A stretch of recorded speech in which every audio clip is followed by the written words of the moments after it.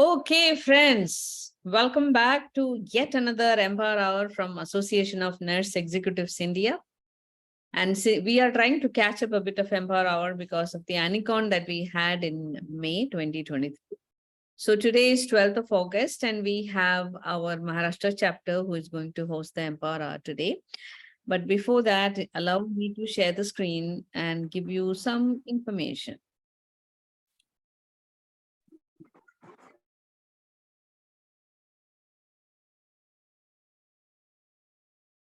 So friends, this Empower Hour was started by our association, or in short form, we call it ANEI. Some people call it ANEI. My favorite word is ANEI.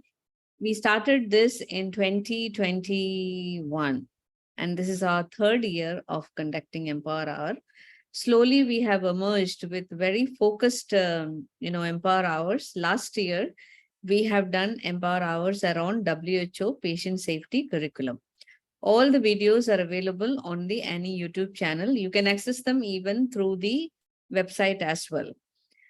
And this year, we have decided to discuss real patient safety events. Now, these safety events were collected by Education Committee of ANEI, and there are about 101 real events that have been collected. So this year we are dedicating each Empower Hour to discuss one event. And you can imagine just discussing one event takes 1 hour. It takes almost 1 hour. So every Empower Hour is discussed, hosted by one chapter. And thank you to all the chapters who have done so far. And today we are having Maharashtra State Chapter holding the Empower Hour today. And I am told that this Empower Hour is going to be very unique. They are trying something very, very different, different from the role plays that we have had so far. In last Empower Hour, Kerala chapter had got a recorded video to show that, how things can go wrong, how it can be fixed also.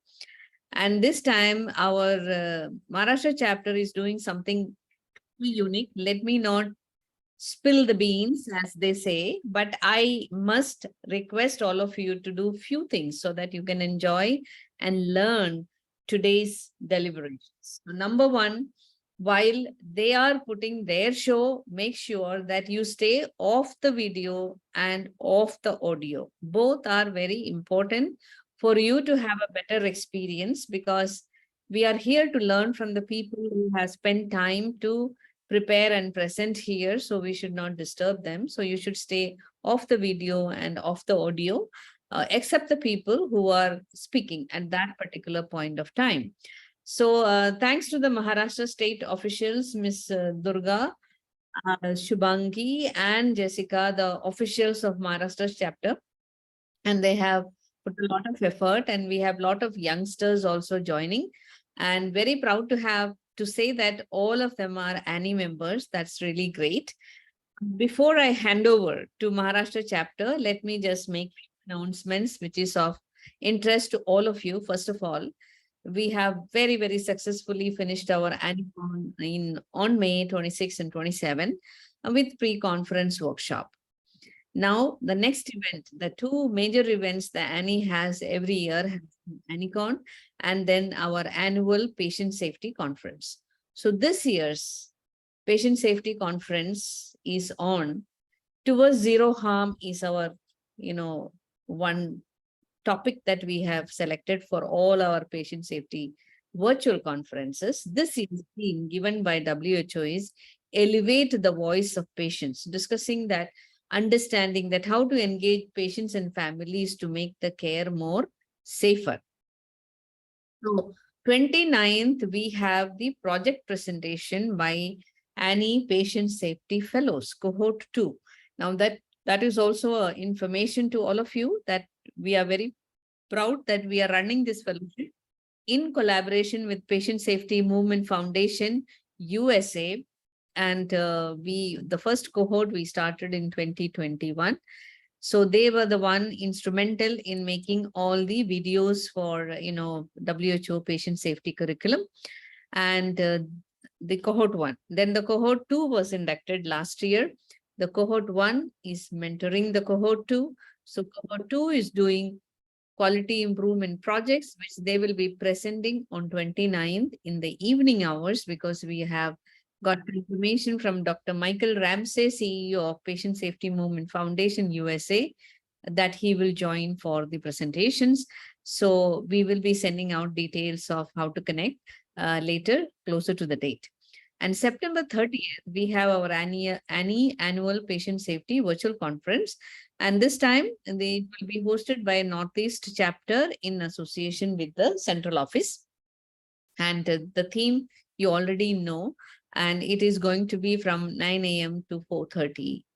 So we are in the early stages of planning. Some exciting announcements will be coming very soon. And there's one more announcement that we would like to invite all the people who want to do more for patient safety. So we are writing applications for this year's cohort.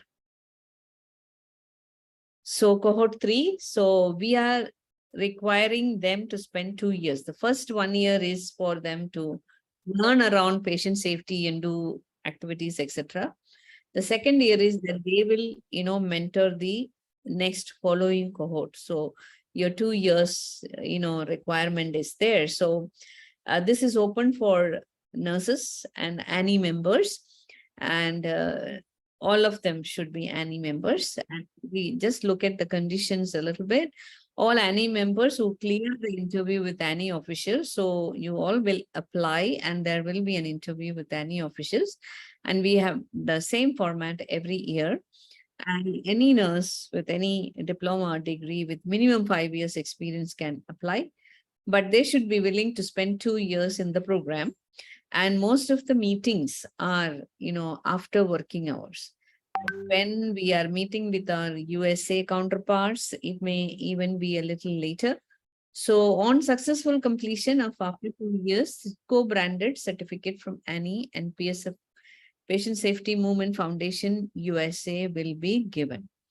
So don't hesitate. Please go ahead and send your application and CV to ANEIpresident@gmail.com. And in case any one of you have any queries, you can message me at 9871798914 because I hold this piece together. So in case you have any doubts, feel free to call. All right. So I think that's all the announcements that I have got. And now I am going to hand over to Ms. Durga, who is our Maharashtra Chapter President, to take over and take the further proceedings. Thank you so much, everyone, for joining us. And Durga, it is 11:11.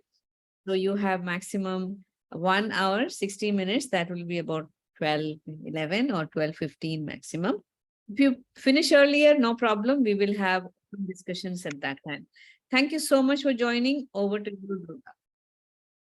Thank you, ma'am. Good morning, everyone.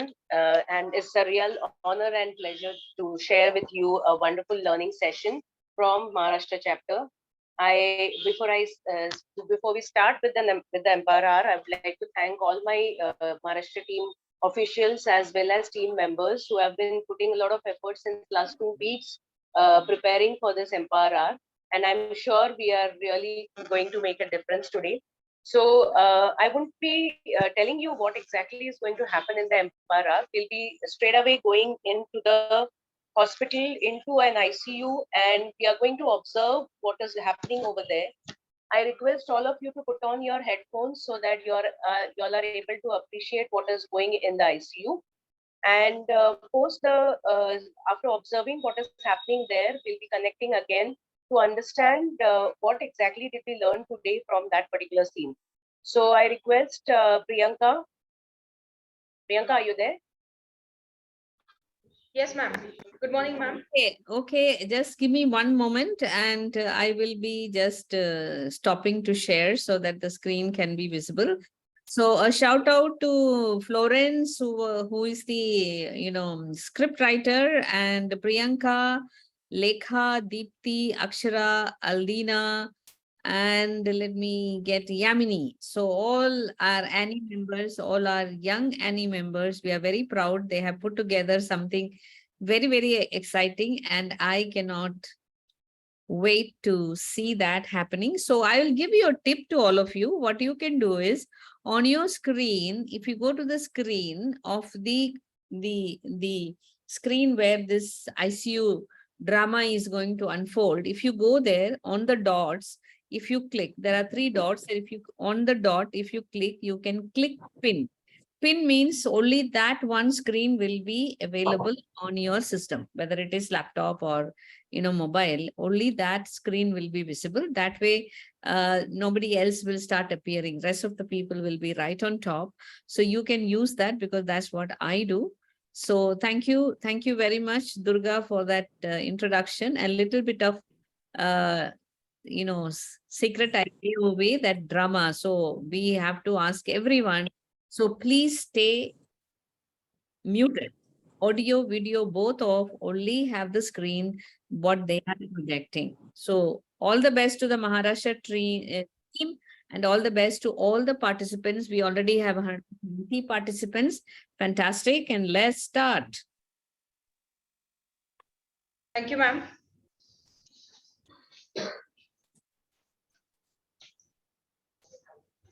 It is not uncommon to see ICU of any multi-speciality hospital running busy and with commotion.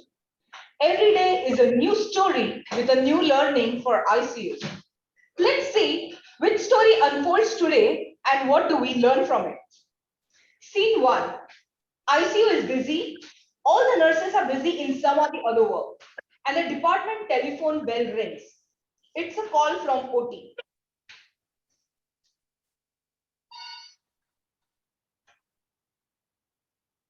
Hello, Neuro ICU. Hello, sister. We are shifting one post-operative neuro case. Please cubicle ready, Rakhna. Okay. Yeah. Thank you very much. Thank you. Deepthi informs Akshara about the transfer. Akshara, we are going to receive a patient from OT. Please prepare your unit accordingly. Okay, sister.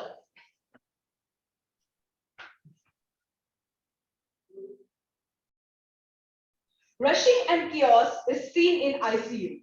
A 3-year-old child is rushed inside. They receive the child intubated from OT. The child is attended and stabilized by Lekha, nurse manager, senior staff Deepthi, and assigned RN Akshara.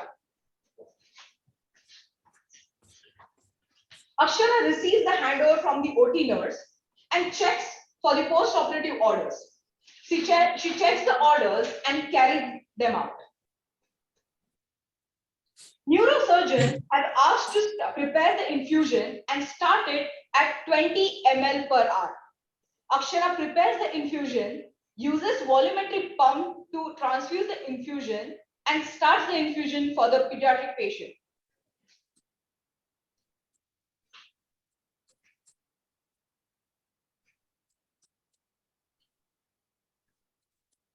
ICU is now settled and quiet. After an hour, suddenly there is an alarm in the monitor.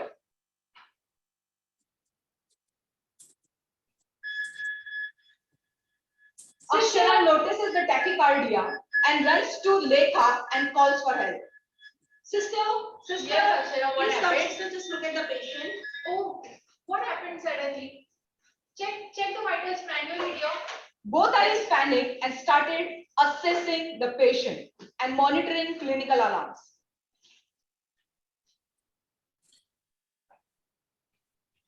Lekha auscultates the chest of the child, hears lung sounds, understands that child has developed bilateral crepitus.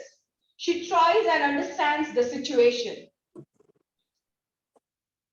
What is the urine output, Akshara? Sister, since morning patient has not passed much of the urine. Not passed urine? No, sister. And infusion is gone at what rate? Junior RN, after seeing the pump, starts getting nervous and scared. She won't answer her manager. Lekha, in hurry, rushes towards the pump and notices that the infusion is going at the rate of 200 ml per hour instead of 20 ml per hour. Dipti, sister Dipti, please call Dr. Aldina right now. Yes, sister. Dr. Aldina, please come. There is a patient. Yes, sister, what happened, sister? Dr. Aldina, the baby has developed tachycardia, has not passed much of the urine since 30 minutes. The infusion has gone at 200 ml per hour instead of 20 ml per hour. What, sister?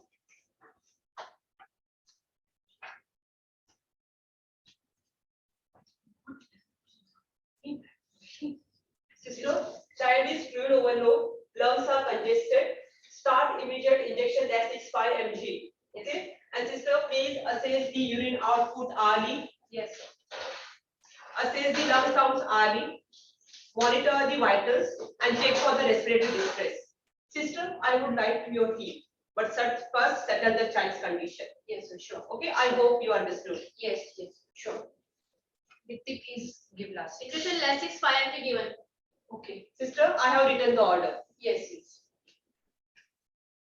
Akshara, I want to monitor this patient continuously and we will meet together. Yes, sister. Seeing the commotion around patient, mother of child gets worried and approaches Lekha to check on her child.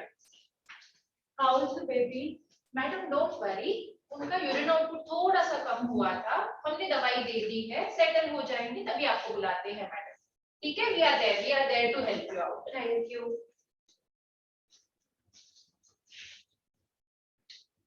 After an hour, child was settled. Urine output was increased. Child was stable hemodynamically.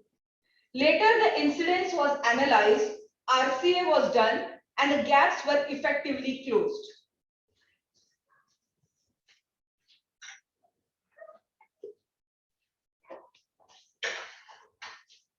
Now, team, I would like to meet everyone today for discussing the incident, what has happened in ICU. Okay, so we will start first with what went good. What went good? Please, anyone can tell me? Yes, sister. Firstly, Akshara was very much quick to observe the changes in the patient and report it quickly. Okay, Akshara reach out to her manager for immediate help. yes. Her critical thinking and prompt assessment has helped for right decisions to save the child's life. Okay, that was quite good enough and we were able to settle the baby in a small period of time. So now we'll move on to what went wrong. So what went wrong in such type of incident which has happened in the morning, which we have seen? The first thing what Akshara has missed following safe medication practices, administration process. So assessment and reassessment of IV fluid or any infusion which we are supposed to give has to be ensured in any of the cases, in pediatric cases also. Anything else? Also, the handover from OT to Dipti, and even Dipti based out on asking specific details about the patient before taking the transfer in from OT. That's how we did not know that pediatric patient is going to build inside, and thus failing the process of acuity based assignments to be followed. So that is the one main gap that we have failed in. Another important aspect which we missed here is about competency-based assessments. Here in ICU, the scope is for both adults and pediatrics. Therefore, it is very much essential to have a competency-based assessment. And based on the competency level, each registered nurse who is working in the setup should be given privileges. She should be trained and equipped enough to take care of such special cases in order to prevent this kind of events in future. Thus, what we learn from role play, first and foremost, is a prompt vigilance in monitoring the clinical alarms and taking immediate action. Secondly, acuity-based assessment is very, very important to avoid such incidences in future. And also continuous assessment and reassessment of the patient. May it be any scales, may it be the infusions that are going, may it be patients needs to be given anything, may it be the RT field, but everything that we do to a pediatric patient as well as adult patient, assessment of the patient, reassessing what we have started, and also keeping a vigilance check on clinical alarms is the most important and the right practice to do in providing effective nursing care. Thank you. Thank you. Thank you, Priyanka. Thank you, team. So, friends, we have seen a common situation which tends to happen in many hospitals and ICUs. And this is where monitoring patients and monitoring alarms play a very key role in identifying situations which need to be taken care of timely. If at all Akshara would have missed out on the alarm, or if at all the assessment would have been missed out, we would have landed up missing up the child post neurosurgery. The team has already highlighted on what went wrong and what went right. And it's very essential that nurses who are working in critical areas need to be undergoing thorough training, possibly a certification to work in particular in specialty areas, so that they are quite vigilant enough to pick up the alarms and are able to monitor their patients well. I would request the audience here if they would like to ask anything or would like to understand their comments about the role play which was just presented in front of everyone.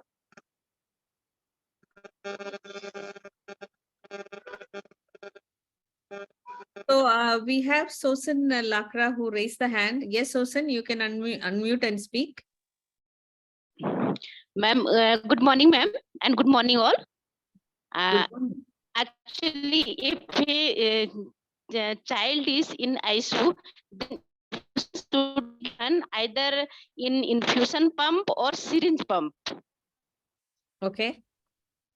So we can So, prevent this overload. Yeah, in this scenario, the volumetric pump was used for sure. But instead of Yes. 50 ml, by mistake, it's usually 20.0, right? So you can put 20 ml Yes. instead of that. By mistake, it was punched as 200. Yes. 𝗵𝗿𝗿𝗃, please mute yourself. You're unmuting very frequently. Yeah. So it was a human error, maybe not paying attention. Yes. They are, doing the thing. So yes, thank you. Thank you for your feedback. And yes, syringe pump. Yes. Yes. But also used and syringe pump. Yes. Yes. Error. 𝗵𝗿𝗿𝗃, Yes. please, Yes. can you mute yourself? Let's not disturb what is being discussed here. Okay, thank you. Thank you, Sosan. Anyone else?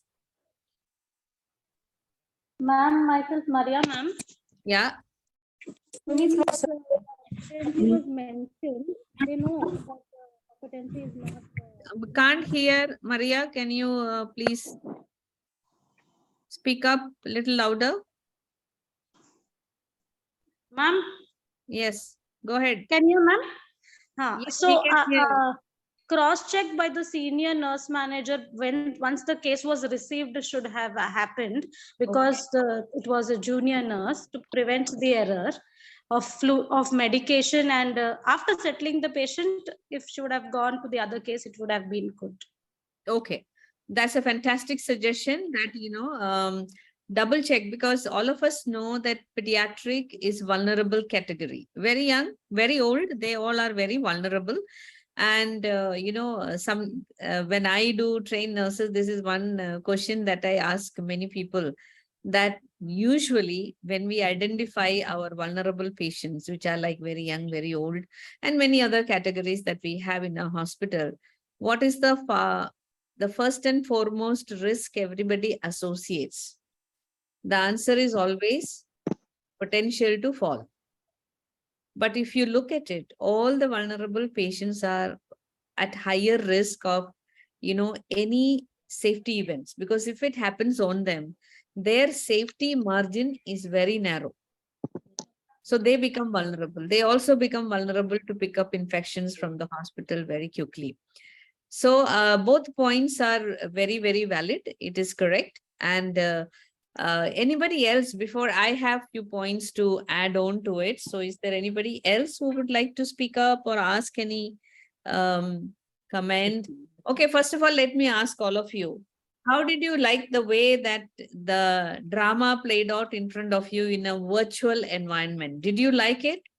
That it was presented like a simulation scenario?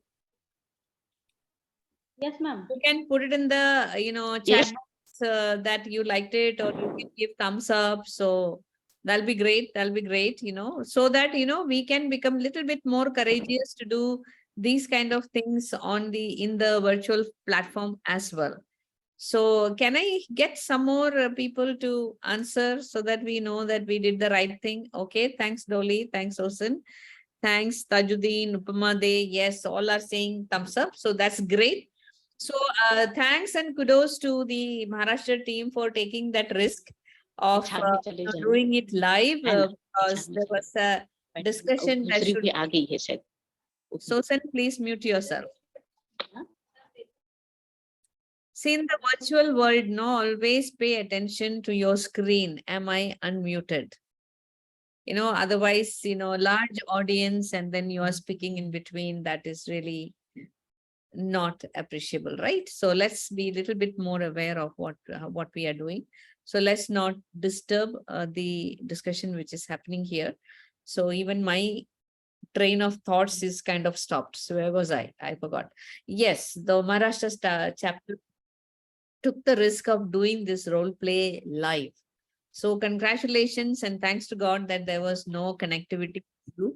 And it took a lot of people, to put it all together. So you can see that, almost 7 people and the officials were all involved in making sure that all this piece came together. And thank you so much and congratulations to all of you. And, it went off very well. And I'm very sure. So I was looking at it as though we are sitting in a simulation based learning, and you're doing a simulation, and maybe a few more things we will add if it's a simulation based learning. And what happened, one thing that I noticed that many times in real life that we don't do, that's a big learning for all of you. Because when I do leadership, courses, I know that in reality it does not happen. Anyone knows what is the point that I am trying to pinpoint? Something good that happened in that unit. Ma'am, Yes. the nurse didn't keep it to herself. She immediately escalated. Yes, Though it was fantastic. something wrong.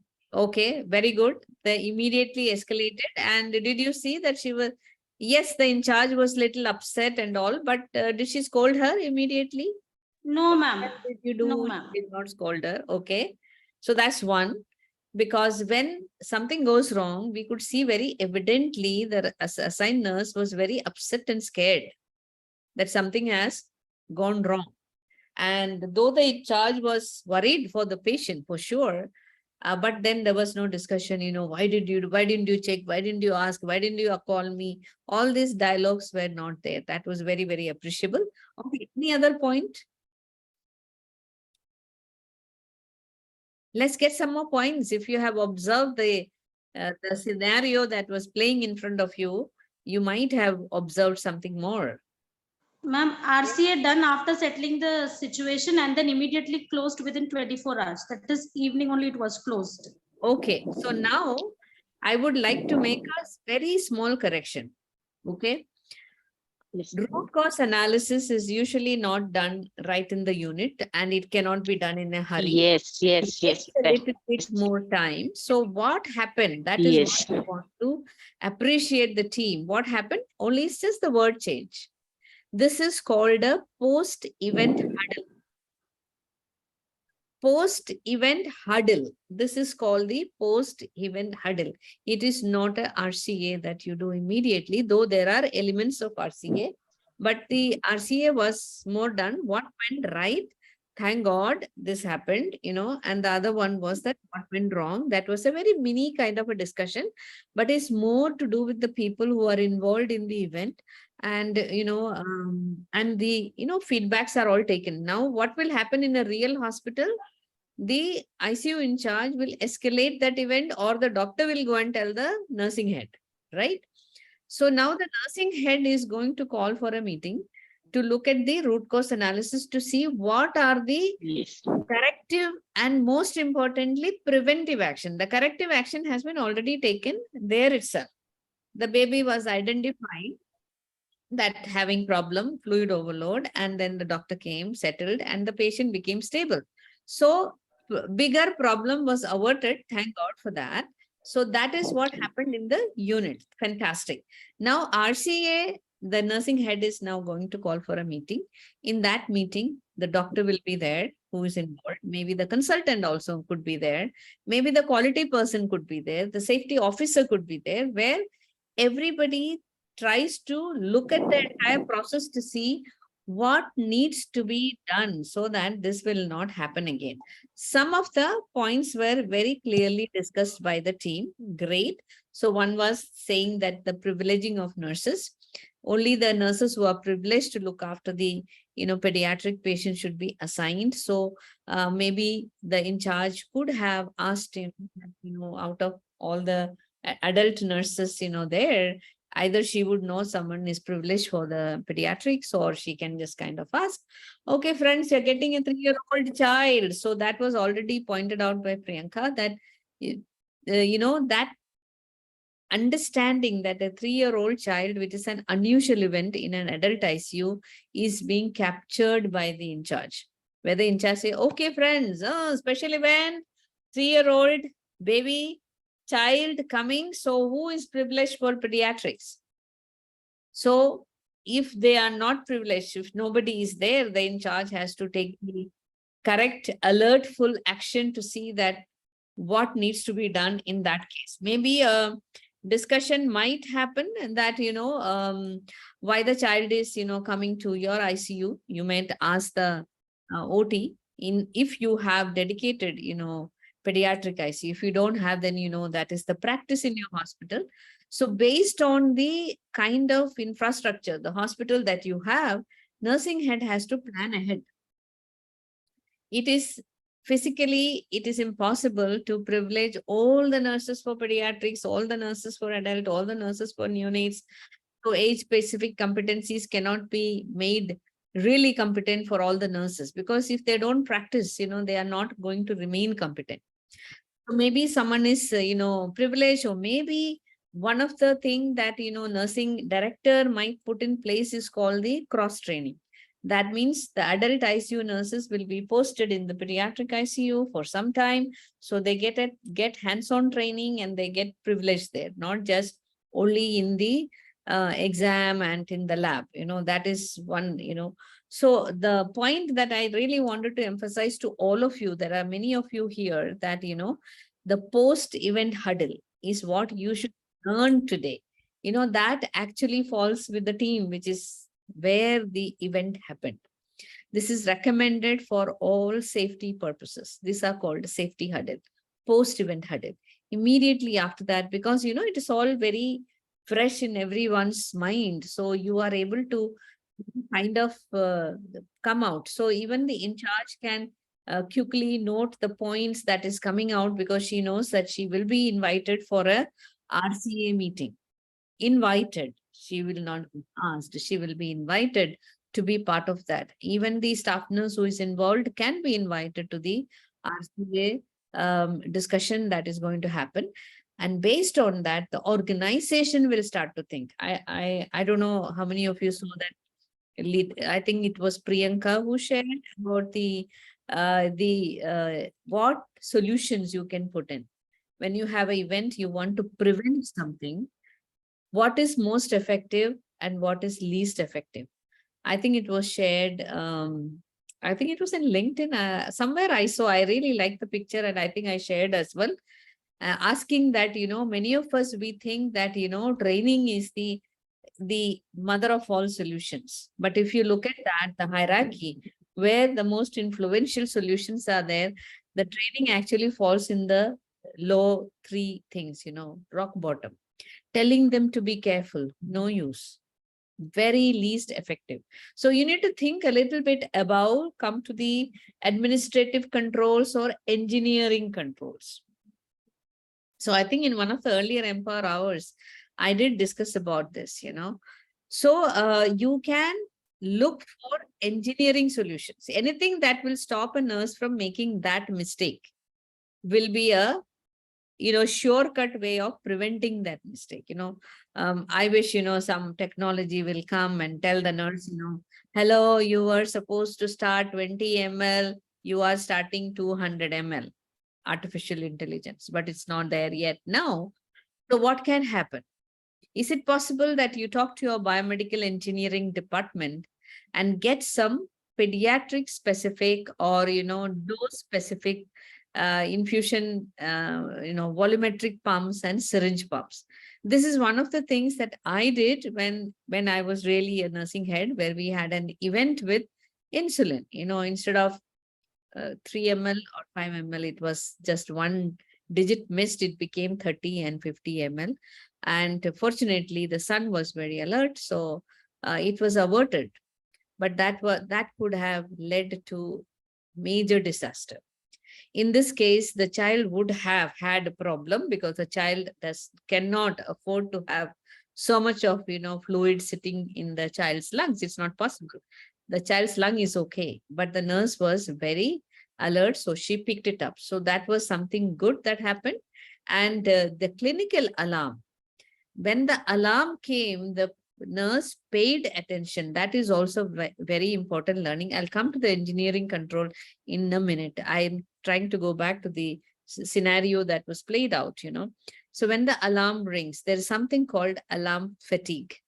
Alarm fatigue, it happens, is when too much of alarm is happening all the time. And, you are so much used to it, that you hear it all the time. I had been a critical care nurse, and I know that when I used to go to sleep in the night, I could still hear the 222 of ICU, not the alarms, all the monitors beeping, no? Because with every pulse, it will be beeping a little bit. And if I had any major event in the ICU, usually the highest level of warning, the alarms have got different tones. The nurses should be trained to the tones. There are some advisory tones, then there are warnings, and then the last one is a kind of a sentinel event when you have VF and asystole and all. So usually at that time, in our ICU, we used to get a very loud dong, dong, dong, like that, So when something like that happens, when I used to go back to hostel, I used to hear that all over again. I mean, these are the side effects of being a critical care nurse. But it's very important to be aware. But if the alarms are not managed, now in this particular scenario, if a child came with a specific heart rate, someone, and yours is an adult, ICU. Now you need to personalize the alarm to the child's parameters, because the child's normal parameters will be different from adult. So you cannot have the adult parameters. So if I may ask, what could be the normal upper limit heart rate of a 3-year-old? Will it be same as an adult? I don't know. Pediatric nurses, anyone here? If someone can answer. What could be the low and the upper limit of the heart rate? Yeah, someone can answer. Let me see if somebody has answered. Yes, ma'am. Below 60 and above 100. Below 60 and above 100 for the child. No, Yeah? ma'am. It's adult. So I'm asking for I'm not a pediatric nurse, so I'm asking. Okay. So adult is 60 to 100 and the child could be 120. Okay, let's take that. Tajuddin is telling that it could be 120. Fantastic.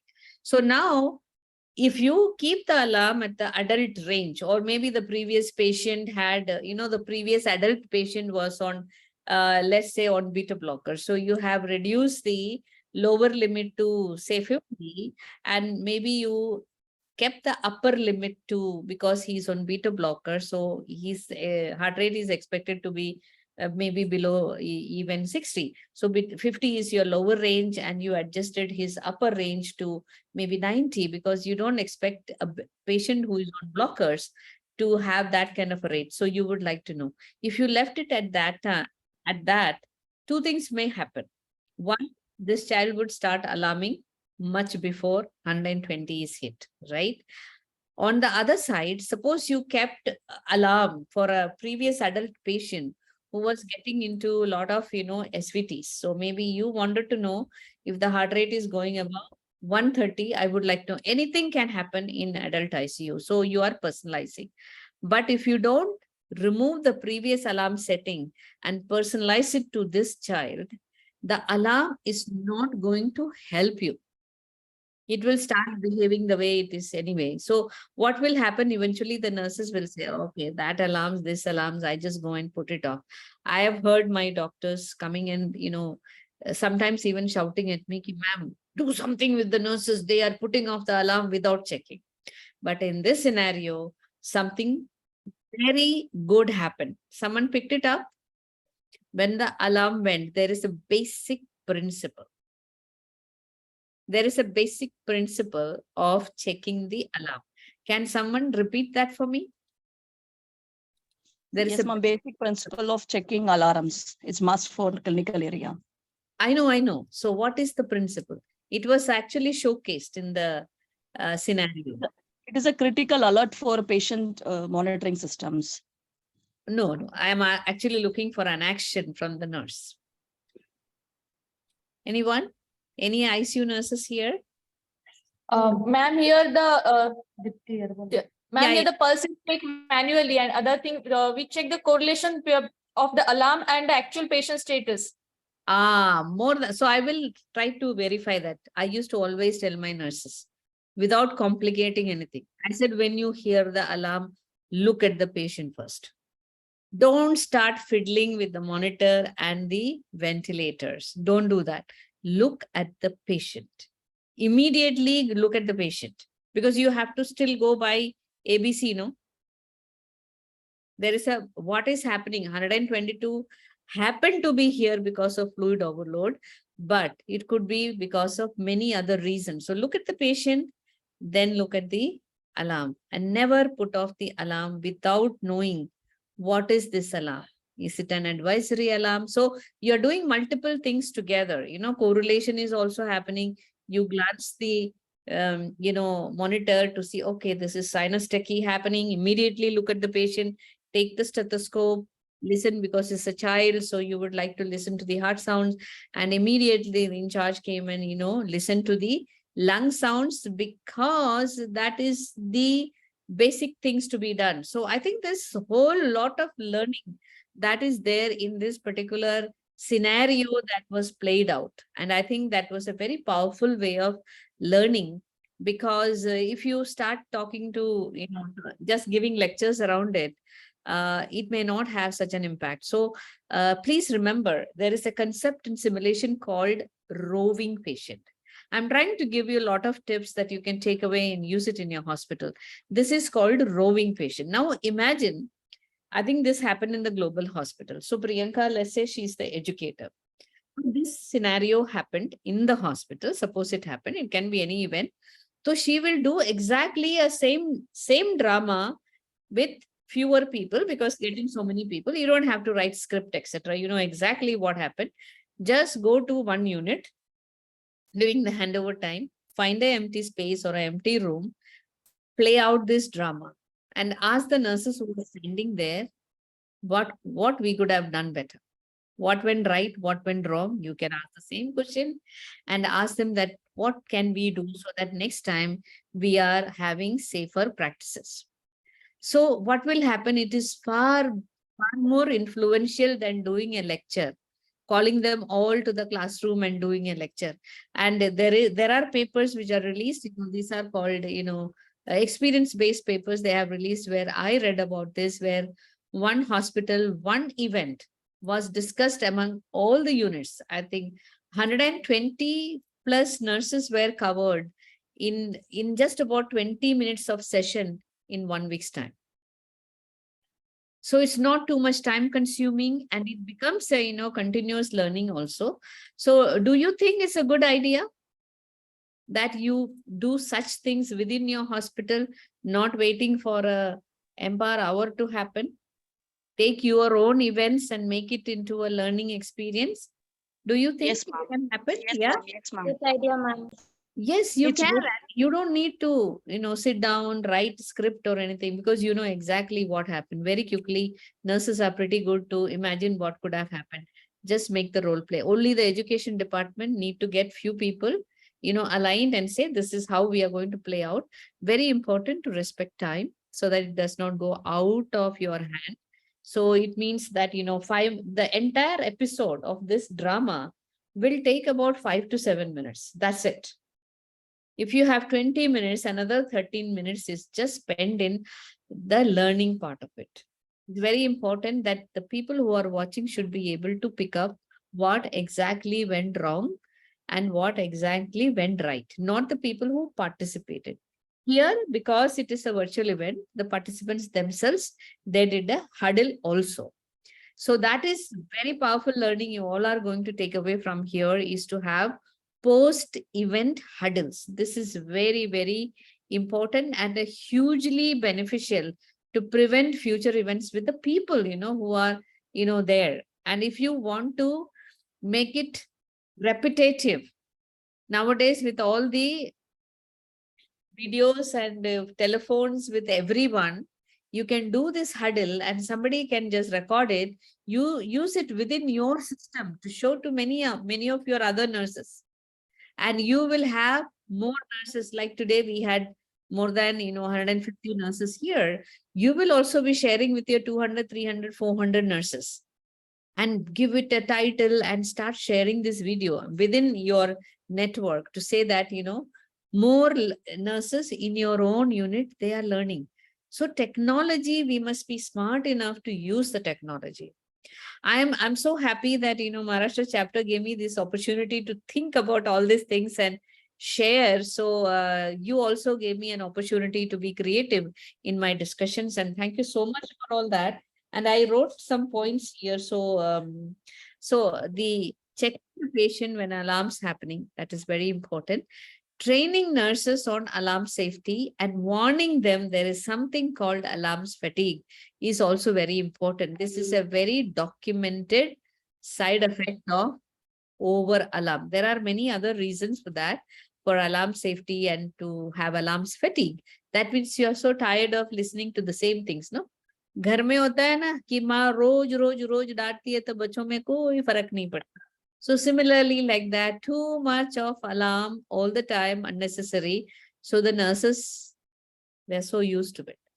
So once in a while, you can harm the patient when real alarms, like share aaye, share aaye, share aaye. When the real share comes, no one knows that share has come. You know the story, it can happen.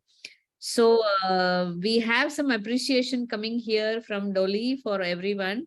Dolly, you can go ahead and share your thoughts. Oh, she has an urgent call, so just leaving. Okay. So thank you, Dolly, for that. Yeah. Ma'am, I have an example to share. Yes, go ahead. This is Dr. Swati, you Shubhangi, can ma'am. come on the video. Go ahead. Yeah, come on the Yes, video. ma'am. Yeah. Yeah, good morning, all the participants. Really, I congratulate all the team. It was really nice enacted. Just some time before, Dipti mentioned that we should always correlate what alarms, like we should actually manually assess the patient. And you also mentioned the same thing. I have a very live example about this. Remember, like ma'am, 10, 12 years back, when I was working in the intensive care unit, my ICU was surgical ICU. And that time, what happened? We were having one cardiac patient.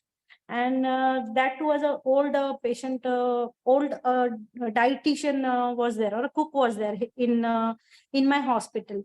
So what happens, that patient's blood pressure was continuously lower side, and I was being assigned 3 patients. I have to start morning, all their IV fluids, indenting and everything that going on. And what was happening, that monitor was continuously giving alarm for the low blood pressure. And what happened, the intensivist got very much panic. He was asking me like, sister, come on, start the fluid. And patient was sitting very calm and having breakfast, nicely eating. I was looking at the patient is looking so fine. Why the doctor is getting so much panic? Because I was assigned 3 patients simultaneously. I was running, like it was 8 o'clock. I have to empty the urine bag. So that was all going on simultaneously. So like I said, yes, I'm starting, wait. And simultaneously, after some time, I started driving. And the doctor came, patient's consultant came, and I was on the round. And I got a little bit clashes with the intensivist. Like he was so much panic and shouting on me, like, why don't you start? Patient's BP is so much low. And what happens when the consultant came on the round and patient was sitting and he examined, and what he said, he looked at the monitor. The blood pressure was still low because patient was sitting. So what he said, and he was also telling me, you put the bed down, patient's BP is low, because patient has to have the breakfast in the morning. And when consultant told, he came, like he said, see sister, like when even if the monitor is showing low blood pressure, don't get panic. Look at the patient. If patient is stabilized, you don't need to get panic. I look at that intensivist like this. I said, see what I was telling you. So later on, like, no, I realized my decision was fine. It was a clinical assessment and it was a clinical judgment. That time I realized that patient is looking fine. I no need to become panic. Like I, as the consultant went, I said, see what I was telling you, no? Patient is fine. Why you are panic? So like that example, it can correlate over here. Yes, yes, it's very, very important. That's why you look at the patient.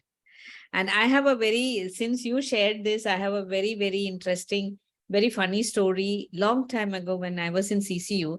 But before that, Nirmala has raised her hand. So let me ask if she has something to share. Nirmala?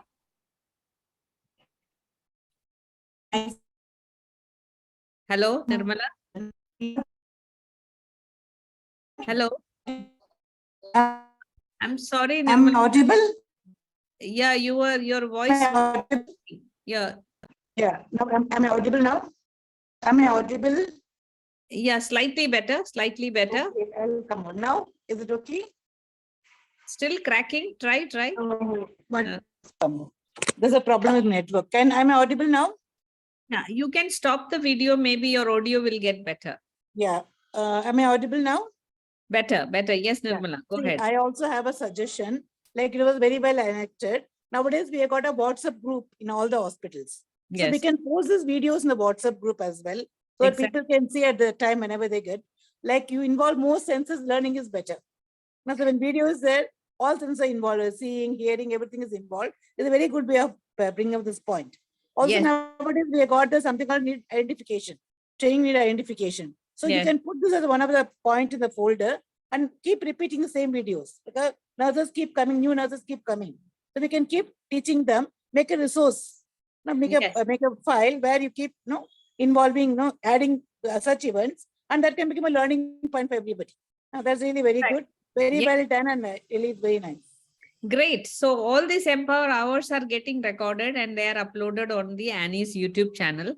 You can use them anytime you want. You just need Wi-Fi. You can go to the website, look at the whatever is available, and Nirmala's suggestion is, yes, whatever video that you are going to create for your own system, your IT can even help it so that it does not become easy for them to share. Because if there is any privacy issues, you have, so you can have a close, network where, nurses can only access, some controls can be put by IT. So everything is possible.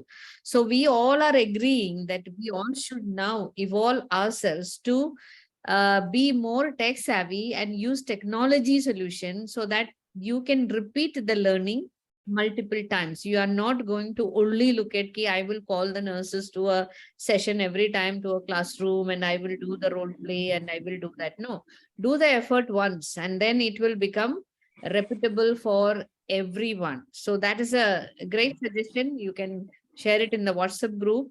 And if you are the one doing your role play, so should not be a problem, You're not talking about anything that is confidential or private to the organization or to the patient. That's the only thing that you should be careful about. Yes. Thank you, Nirmala, for that. And Sosan's hand is up. Sosan, you have anything more to share? Yes, ma'am. Ma'am, very good morning. Ma'am, I have also one experience when I was in ICU. There in the morning care, the staff, she has given morning care, she changed the ECG lead. And then on duty doctor, he told arterial fibrillation हो रहा है, F हो रहा है, patient को F हो रहा है, patient को defibrillate ready करो. I told बस एक बार check कर लो. And then we went and checked. There was the change in ECG lead. While morning care staff one GD was then GD was changed ECG lead. Yeah. It was changed, so that in monitor there was changes in the ECG. Yeah. So I all we have to test the patient before we have to go further. Yes. That I have noticed. Yes. Very Yes, good, ma'am. very good. I think we all are agreeing that look at the patient. That's very, very important. And this is Yes. a very common scenario that can happen in the ICU. These are called the artifacts, you know. One Yes, of the ma'am. things that you can misinterpret as AF or VF even is the artifacts that could come on the ECG, because there are many other reasons for that. I'm not going to get into that. So let me tell the story that I was a young CCU nurse, and those days Holy Family had only 6 beds. It was those days for MI, it was absolute bed rest, those days, now all those guidelines have changed. Those days, I will sit in front of the central monitor like this, and I'll be watching all the patients, rhythm, watching out for how many PVCs, everything will be watched like this, 6 patients, and I will be there and 1 doctor will be there. And all the patients are expected to be just no light, dim light. They should be sleeping only for khana pina. They will get up, we will help them, So those were the recommendation those days. I'm talking about 1991, like that, so many years ago. So I was doing evening shift and I had a young doctor with me. So usually we used to relieve each other for dinner. So she went for dinner first, and when she came back, I told all the patients are stable, rhythms are all stable, there is no arrhythmia that is coming. So please sit here and watch. I will go quickly, have my dinner and come. I went to the cafeteria. And usually when there are young doctors, new doctors, when they come to CCU, I have seen that, they also have challenges in identifying rhythms and other things, So when I came, when I opened this, the door, the scene, you need to imagine what I'm seeing. I am seeing this lady doctor actually doing cardiac massage on a patient. And the patient is talking to the doctor, ki Doctor Saab, aap kya kar rahe ho? And she is, giving cardiac massage. So for me, it was 1 second of shock. The patient is talking and she's giving cardiac massage. I went there. I just pulled her, dress, and I said, Doc, please come this side. I said, patient is conscious, talking. Then I said, yeah, I'm sorry. I think the doctor saw something abnormal. That's why she thought, she has to. Patient telling ki, Madam, ऐसा तो नहीं करना चाहिए ना, छाती में दबाना तो नहीं चाहिए. मैंने कहा नहीं, बिल्कुल नहीं चाहिए. And I did not know whether I should be laughing, doing what, I brought her to the side. I said, why did you do that? She said, I saw asystole, straight line. Then I told Doc, straight line can also be the lead is off. But the patient was talking to you. Why didn't you pay attention to the doctor? I will never, ever forget that incident in my life, So I always used to tell this to my nurses, when I was training them for critical care. Even after that, I always used to tell this, always look at the patient first before you jump into doing something for the alarm. It's very important for ventilator. Better to look at the patient and see whether the ventilator is disconnected. Very common reason for many of the alarms. So look at the patient first rather than, multiple times intensivists have come to me when I was the administrator telling me, please tell the nurses to verify what's happening before they switch off the alarm. That's another thing, that is one of the, sign of, alarm fatigue. Too much alarm, they are all used to putting choo, choo, choo. That means, pause the alarm, stop the alarm. And many times that is happening because the alarm ranges have not been customized to the patients, that particular patient. While we are on the alarms, I'll just give one more thing. I don't know whether it is the same. In all the systems, the ICU monitoring system, you admit a patient and you discharge a patient, right? So when you transfer a patient for CT, you don't discharge a patient. They're not there on the monitoring system. They have memory, right? But when you actually discharge a patient, you are supposed to discharge the patient from the system. Otherwise, the next patient, it will not go back to the basic settings. The monitor will not go back to the basic settings. It will still hold on to the previous patient settings, even if you just go and change the name. So I think there are now safety safety actions in place that you cannot? I think so. I have been away from the clinical bedside now for almost 10 years. So I have not seen the recent monitors, you need to tell me. But when I was practicing, you had to discharge the patient. And if you forget to do that, the monitor will take up whatever setting was done for the previous patient. So these all protocols must be made available to the nurses, so that they are your SOP should be very clear. How do you manage alarms in that particular ICU? So that should be written down, and all the nurses should be aware that how do you manage the alarms.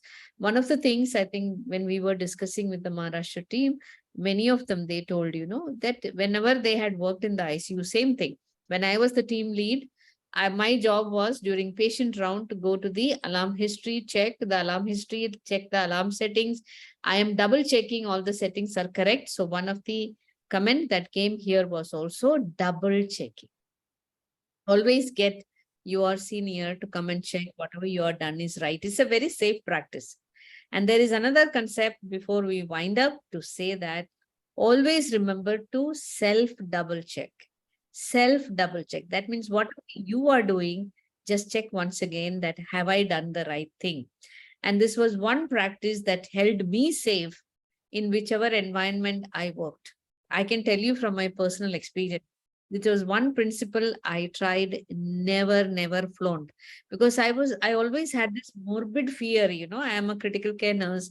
I do something this way, that way, if it harms the patient, I will never be able to forgive myself. That was my fear. And every day I will pray that, God help me not to make a mistake by mistake. And I was a staff nurse. When I became team lead, I'll say, please bless my team not to make a mistake by mistake. So when I reach the group head level, I'll say, bless all my nurses not to make a mistake by mistake. Prayer, the fear. And I have been through many events wherein, it can never go out of my system, preventable harms had happened. If someone's sitting here say that we have never experienced a preventable harm, I will just simply say that we are lying to ourselves. So let's all together, make our care more safer and make our nurses more safer. Tell the nurses, all the protocols and all the trainings, all the SOPs are being designed to keep them safe so that they can deliver safe care.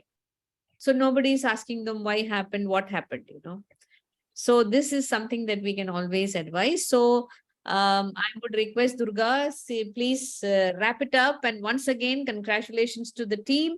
A lot of discussions happened. Thank you for all the people who participated in the session. Thank you very much. Yes. Can I share one example last? Yes, go ahead. Yeah. If you permit it, yeah. Ma'am, this is one more example I wanted to share. Like when I was in ICU, I was a team leader.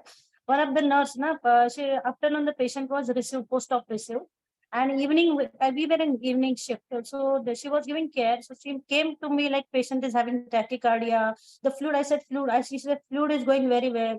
Urine output, I said she is urine output looking little less. And we are habit, ICU में patient है तो उसको अच्छे सा blanket डाल के we keep it अच्छे से cover करके रखते हैं. Patient because we care a lot for the patients. So we feel like that. Simply I went there, the patient was having tachycardia and fluid was going at a proper rate. And just what I did, I just removed full blanket. Yes. And patient post-operative full bleeding on down there was patient. So that was hypovolemia. Patient went into hypovolemia, tachycardia, less urine output. So that is very important. Like same example to correlate. Like you just check because we don't check. So many times patients, we remove the blanket. I have seen one patient with full of, I don't know, it was full reaction was there to his back because of what we don't know that time. Full patient was having the reaction on the back and it is another patient. So that is what we must check first. So what is there exactly in the patient's physical assessment, a true physical assessment. Totally agreed, Shubhangi, that physical assessment is going less and less nowadays. Even for doctors, doctors are now remote doctors. Symptoms बताओ पूरा आप test लिखेंगे, right? And that is coming into nursing also a little bit. कि जो लिखा जाएगा उसको carry out करना है. Whatever is written, I just have to carry out. If there is a problem, call the doctor. No, what is in between? Huh? What is in between the doctor, order, the patient? And we are supposed to be the first and the last defense for the patient. To become that, we have to become good at patient assessment. We should be able to relate, connect the dots. In all these scenarios, there is connecting the dots, right? 3-year-old coming to an adult, so there is problem, competency problems are there. Then connecting now, how do we put extra eyes and ears on this child? How do you make sure that this is going to be safe? What happens in the monitor when the alarm happens? What are the common reasons for this alarm in the 3-year-old? Fluid going. Now then all the way up to the nursing head also, everybody is thinking now how to prevent this from happening again. So you will start thinking, what are the administrative controls I can put? What are the engineering controls I can put? There are 3 top ones. One is, you stop someone from doing. Like when you touch, you get, little shock.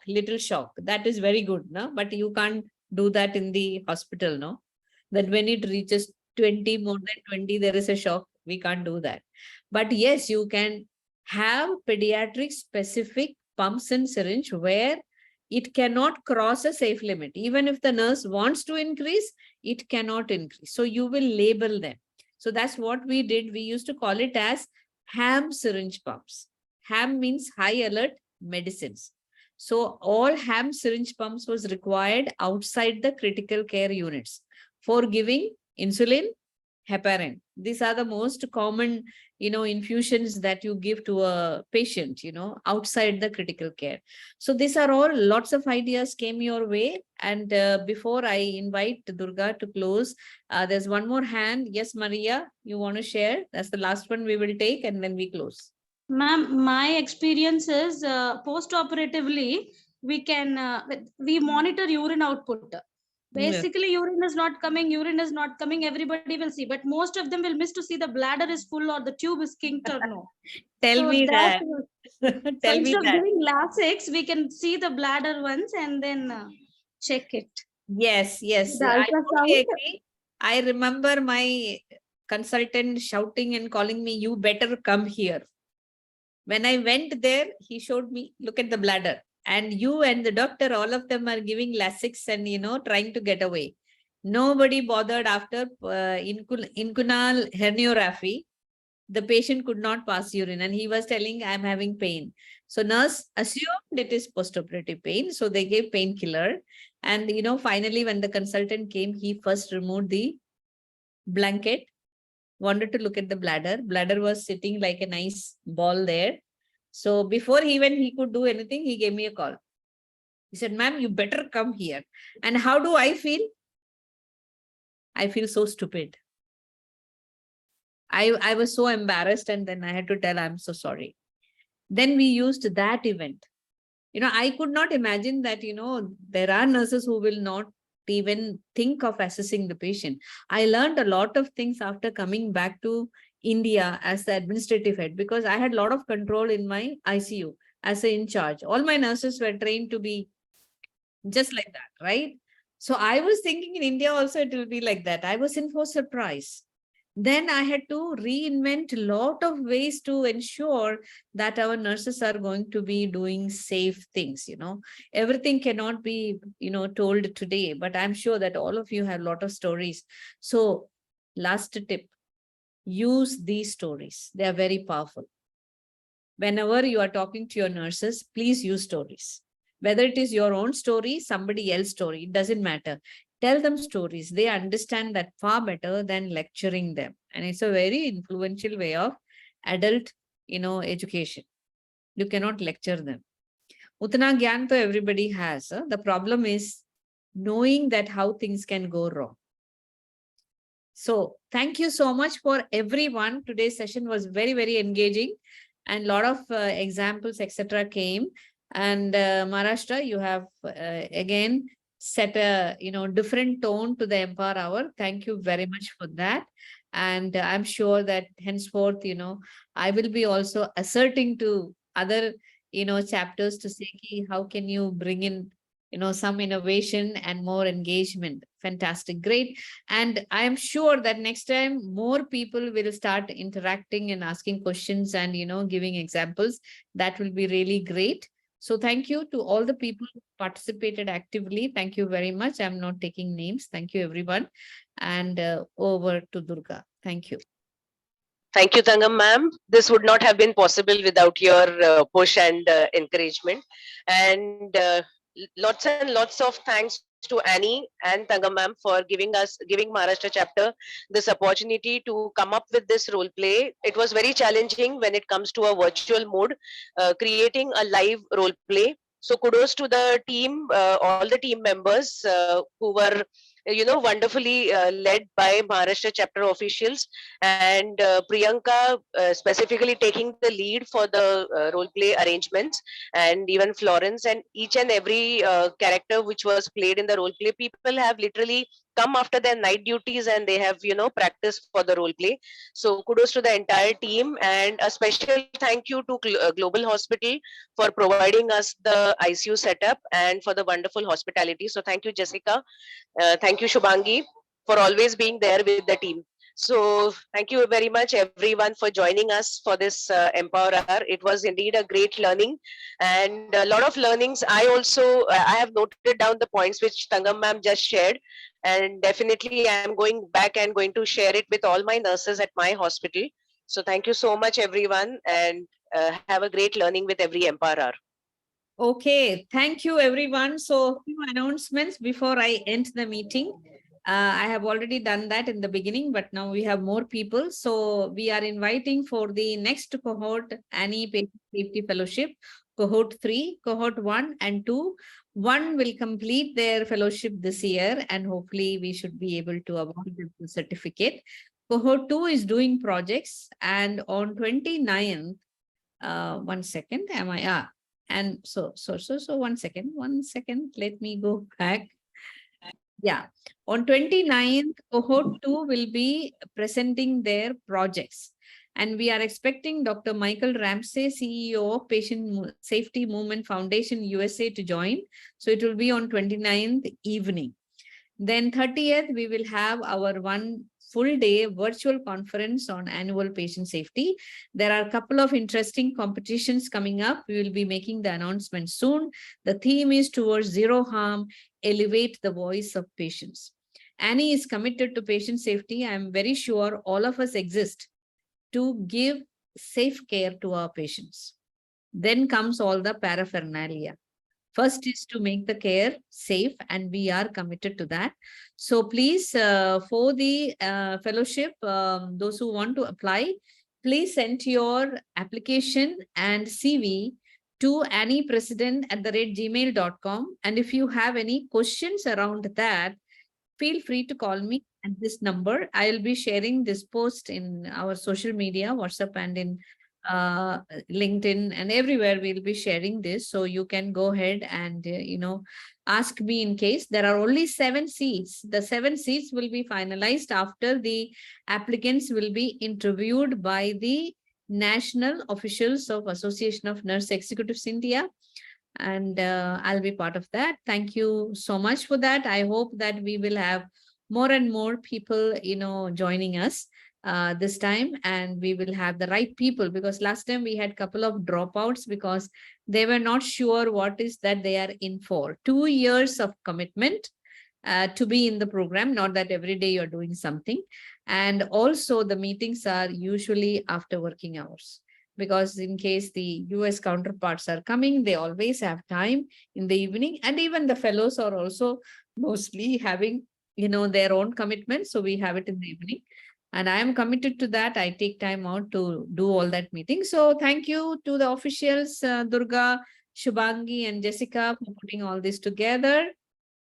And please mark your calendar for the 2 days, 29th and 30th. And hopefully we will also have pre-conference workshops. The details will be shared very soon once we have decided the format. Okay, so applications please send. And this is the team that put all the, things together. Florence, Priyanka, Lekha, P, Akshara, Aldina, and Yamini. Thank you so much, each one of you. You did a fantastic job. And let's stay committed to patient safety. And last but not the least, if you really want to be part of all this, you're not yet a member, please become a member of ANEI. And you can become a member just visiting our website. Everything is possible. So next event is the Empower Hour is on 26th August. We are trying to catch up the calendar, and that is going to be hosted by Punjab chapter. So let's look forward to great things happening. So that's it. You want to be part of all these exciting activities and you want to give back to your own profession, or you want to have collaborative learning, please join us.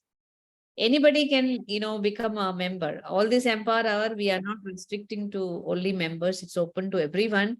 And please use the recordings to educate more of your, nursing team. So thank you, Priyanka, and all the youngsters who are all standing there.